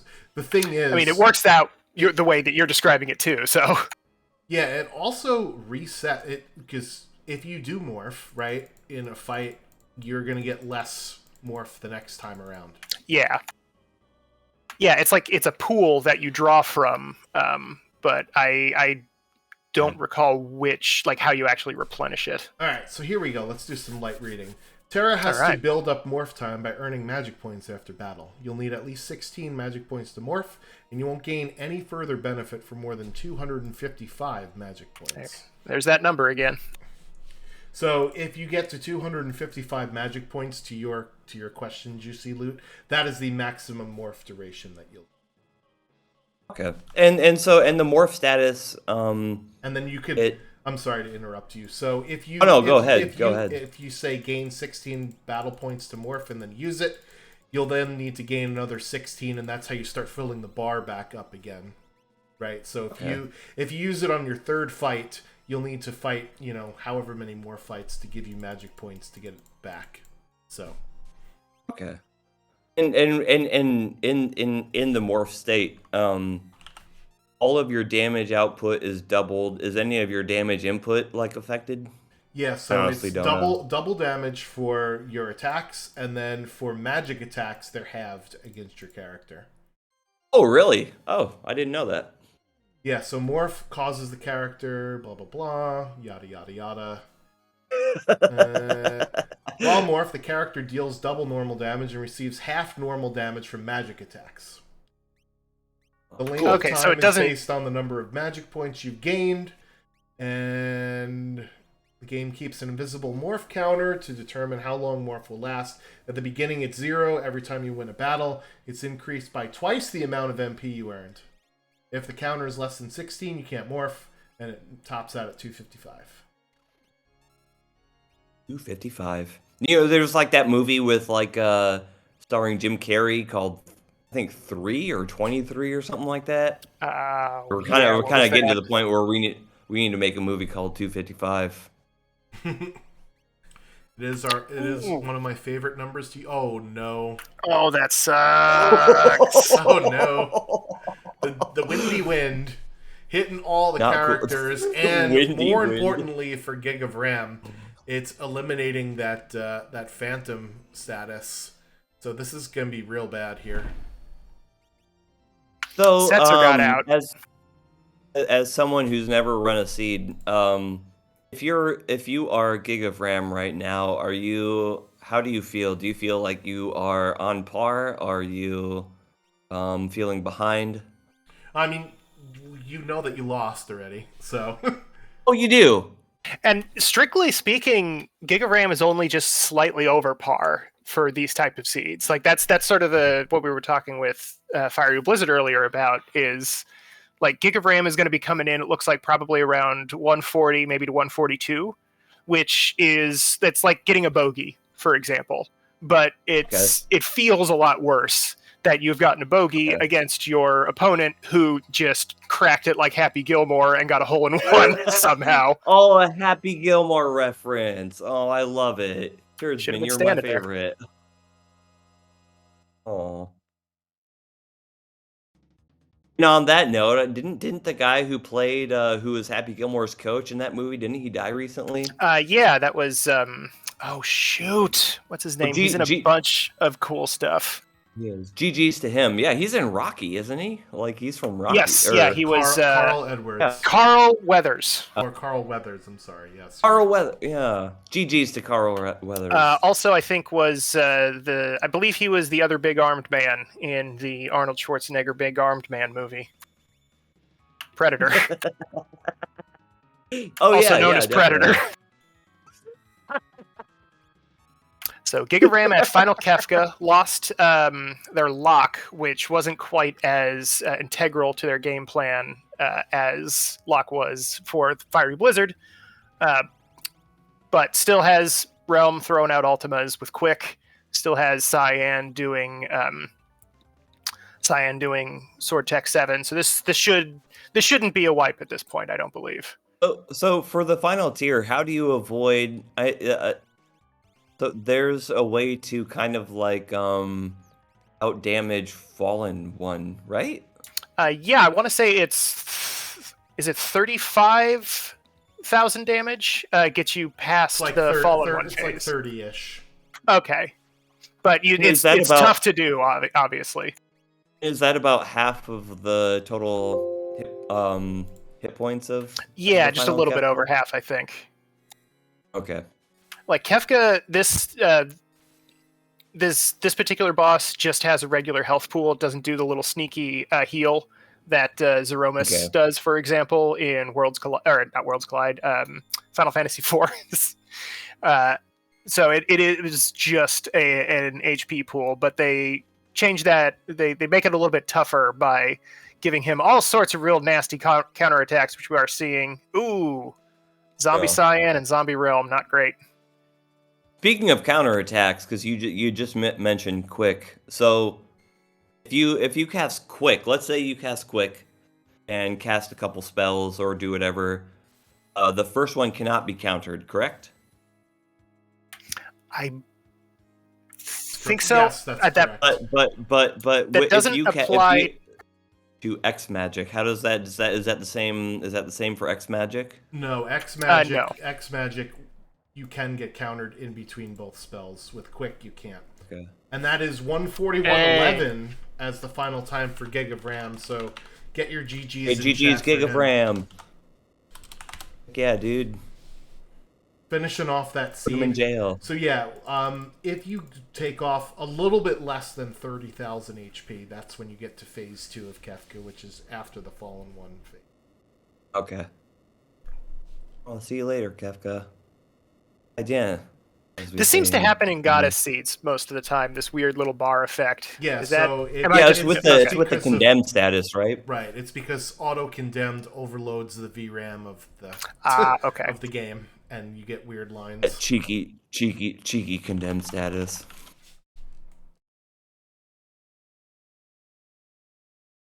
So all right, GigOfRam not letting the clown win, which is the ultimate victory in my opinion.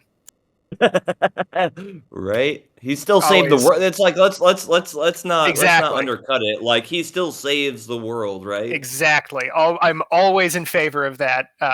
Obviously, there's plenty of good reasons to forfeit, but if you can get to the end, like it's a great. It always feels great. You didn't let the game win. No. You beat the game. Absolutely. And again, I can't imagine. I wouldn't even hazard a guess at, like how long, because I've been watching y'all daily for like 6 months now. Every single day I've plugged at least a couple hours, 2, 3, 4 hours into watching y'all, and I just can't. I wouldn't even hazard a guess at how long it would take me to like do one of these. Well, listen, I think honestly, watching races is the best way to get into the game. That's how I jumped in. Was I watched a bunch of races and then just started playing because I knew, where all the checks were and different things like that. I didn't play a lot of vanilla Final Fantasy VI. I played it a very long time ago, and I would always just get to the World of Ruin and go, I don't really know what to do, so I'm gonna stop. Yep. And yeah, so that's really how I got started, was just watching races. To me, honestly, that is the best way to, like, forget playing vanilla again, forget, doing any of the other stuff. Maybe do Moogles for a seed, that might be good because it's kind of, it holds your hand to go through a seed. But watching races, to me, is the best way to... Although I will say though, because like every couple months I replay Final Fantasy VI, and having been watching this for like 6 months, that's like I've done about 3 playthroughs since, and it certainly has like vastly improved my vanilla runs, which is like really kind of neat to like apply what I see and like learn from watching this to like the actual. It still kind of like makes the vanilla runs like fun. Like it adds flavor to it, which is it's just so cool. It's so cool. So we are joined in the booth now by GigOfRam. GG's. Hello. GG's. So yeah, how about let's start with just sort of the general vibe check. Like, how are you feeling about that seed in an overall sense? Man, I felt like I got a short end of the stick here, like finding a lot of dead checks. Yeah. Towards the end, like I'm just like looking for the last 2 espers, I think, and it's like dead check, extra character. Oh man. But tough luck, that Yeah. happens. We talked a little bit about it, like that's like the thing about these runs is you can do everything right and still have dead check. So Totally. So I think the first thing that I wanted to pick your brain about was you took 3 espers before you started getting grind fights, and that did end up working out once you got through a battle. But is that a strategy that you like to play a lot? Do you like to juice up as much as you can before going and getting those early levels? I don't try to get more than like 4 checks normally on these seeds, but if I've got free checks available, I like to check if there's espers for sure. Like, because maybe there's a stat bonus, and that helps you out a lot with those early levels. Yeah. No stat bonuses this time. There was like a plus strength on lock, which didn't really pan out. I think he had over 200 vigor by the end of the game, which was My goodness. really incredible to see. Doing like 8,000 damage with tiger fangs. A bit Yeah, those aggressive. tiger fangs, man.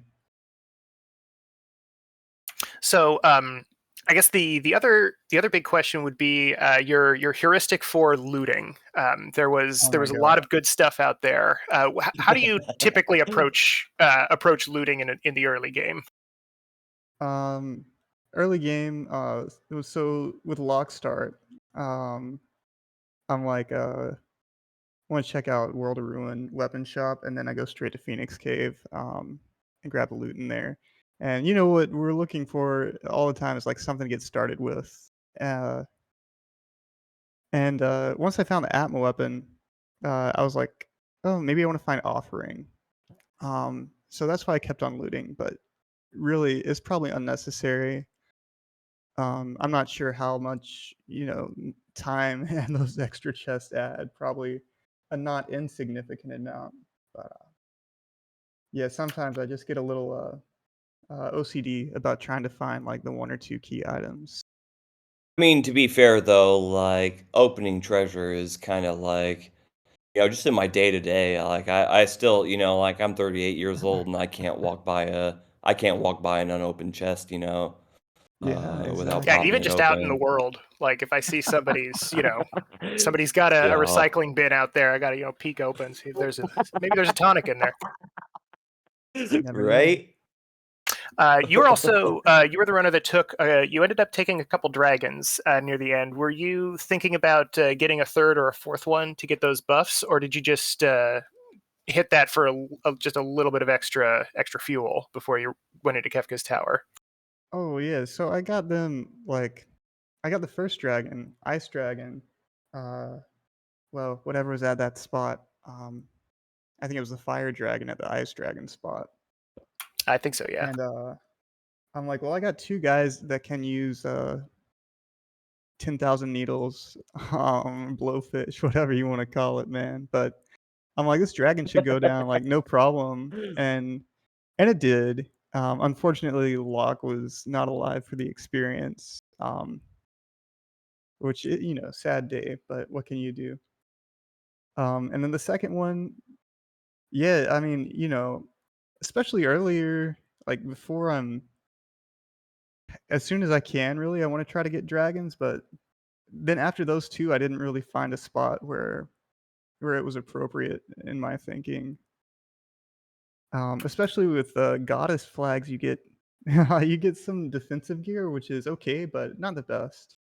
Yeah, I think both of them gave you behemoth suits too, so it was kind of Yeah, a repetitive one. Pretty And yeah, behemoth. you didn't really have. I think Opera House Dragon would have been the only one that would have been even like a little bit viable, and that's still kind of mhm, like, why bother at that point? yeah, exactly. Yeah, Phoenix Cave too. You can put off Phoenix Cave until later, and then do that for the Fire Dragon spot.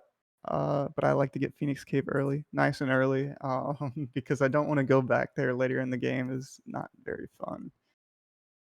Yeah, we did like that. Seeing you go after the Phoenix Cave early, that was a good. I think ultimately a good Yeah. play. Are there any other checks in particular that you like to hit before a certain time period? Same thing with Zone Eater. Even if I don't have a Warp Stone, I want to hit that early. And if you can avoid getting knocked off the bridge, like not having a Warp Stone, not that big of a deal, in my opinion. This time Which I I believe had a you, little trouble you with the guy, but I didn't get knocked off. I think you did Yeah, I was the gonna say, I was gonna say it looked like you did like like the menu, I don't think you yeah got knocked off, but it also looked like you did something with the menu there yeah that menu trick. I don't see yeah. that get used very often, so yeah, good job on that one. Yeah, that Well, was but you kinda won yeah, right there. I mean, I'm sure there's a whole lot of It's- people out there who play this game regularly who, consider that just a straight out victory. for sure. Um, Yeah.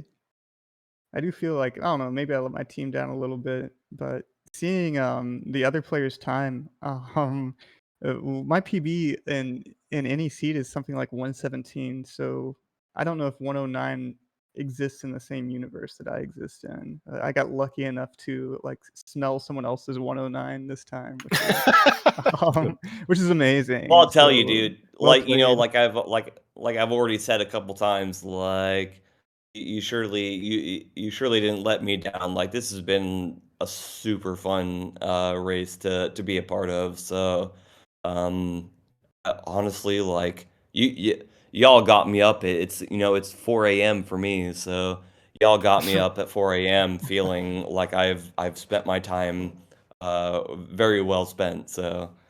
That's Um, good. That's real good. yeah, it's been a fantastic time for me. Oh yeah, you put on a great show. Like you did a bunch of cool little strategies, like we just talked about the menu Absolutely. trick to get Yep. past the bridge troll. Yeah. You had a lot of you were making good decisions. Like it was something we talked about earlier. Like your time isn't that far above par. It's just that your opponent, you know, knocked it out of the park, and a lot of that Absolutely. Game was shark. Like way to finding go. the right things at the right time. Sorry, go ahead. Yeah. I thought it was way to go to the opponent, FieryBlizzard. Like, awesome job. I'm like so happy to see them Oh, do that good. That's well played. oh, this community is so cool and so supportive. Yeah. I mean that's my It's awesome. experience is I'm happy to Yeah, see anyone do well. absolutely. So yeah, You know. any other shout outs that you'd like to give before we start plugging and signing off here? Oh yeah, well thanks to my team for like a great season, I guess. Well, what do you would call this? A great event which was Falcon Hit and the Real Chattius. They put on a good show. We were undefeated in the group stage, which I was really excited about. Um, Heck yeah, dude. Yeah, I yeah. believe I forget if you guys played Team Illumina. Oh no, that's Okay, not no, that us. wasn't in this thing. Okay, because I was Well, gonna say I thought I remembered you beating me, but no, I guess I just made that up. it's okay. Make it up. That's good stuff. Yeah, I kicked your little booty. I knew it. There you Oh go. my gosh. Well, thanks, All right. guys. I really appreciate the coverage. Yeah, And thank you you. streamers. Yeah, absolutely, man. Thank you to GigOfRam. Thank you to FieryBlizzard for putting on a wonderful show for us today. And big thank you to the Schwantz27 for keeping Thanks, Schwans. all of the windows where they're supposed to be. And thank you, Juicy Loot, for joining me in comms. Good first gig, man. Oh my gosh, this has been a blast, and I can't rightly express um how wonderful this experience has been, and how much I look forward to more, and even more prudent. It's how excited I am to go to bed at 4 a.m. It's gonna feel great once your head hits that pillow. You're gonna fade right out. Surely will, surely will. So for those So of us not sleeping immediately after this, we do have the last match of the bracket stage here of Warring Triads, the first round. Team Doomgaze versus Team Bahamut. Winner of that match will, in fact, move on to the semifinal match. And who is going to be going up against one another? Let's check it out. I know it's Honeydew. I forget who the other one is. It is Golden Shocker versus Honeydew. Golden Shocker. Team Doomgaze versus Team Bahamut. That one should be a really good matchup as well. So thank you to both FieryBlizzard and GigOfRam for volunteering to put on the show. Can't have the races without the runners. Real quick before we sign off, there's a couple things we should plug. The charity restreams. So we're going to be doing one for Multithon, a 2v2 co-op multi-world race. That's at noon Eastern time on Saturday, March 16th. And then Friday, March 29th at 7:45 p.m. Eastern time for Randothon. So if you're interested in doing some charity stuff, come on out and support us there. All of the subs and donations that we get from Twitch go towards our community donations. So appreciate you chipping in, even if you didn't realize that you were chipping in by doing subscriptions on Twitch. Yeah, we don't keep that money. No, we don't. So, Juicy Loot Turdsman, thank you for doing commentary. Juicy Loot, any other final thoughts before we sign out here? I gotta tell you, I'm pretty brain dead at the moment, but just thanks again, everybody. This has been wonderful, and I really look forward to more of this. Absolutely. We'll see you on the next one. Any other final Alrighty, thoughts? see you guys Turdsman? later. No, not really. I guess I'll do a couple extra plugs. If you want to check out and play this for yourself, you can go to ff6worldscollide.com and roll some seeds there. We've also got a link to the Discord on that website. Come check us out. We love talking about this thing. We love helping people out to find their new video game addiction. It's a lot of fun people there, so definitely come check that Discord out if you want to. And a final plug for the YouTube channel. I believe if I'm not mistaken, almost all of these the semifinals here have been or are going to be uploaded to the YouTube channel eventually. A huge shout out to Saberwolf for putting in an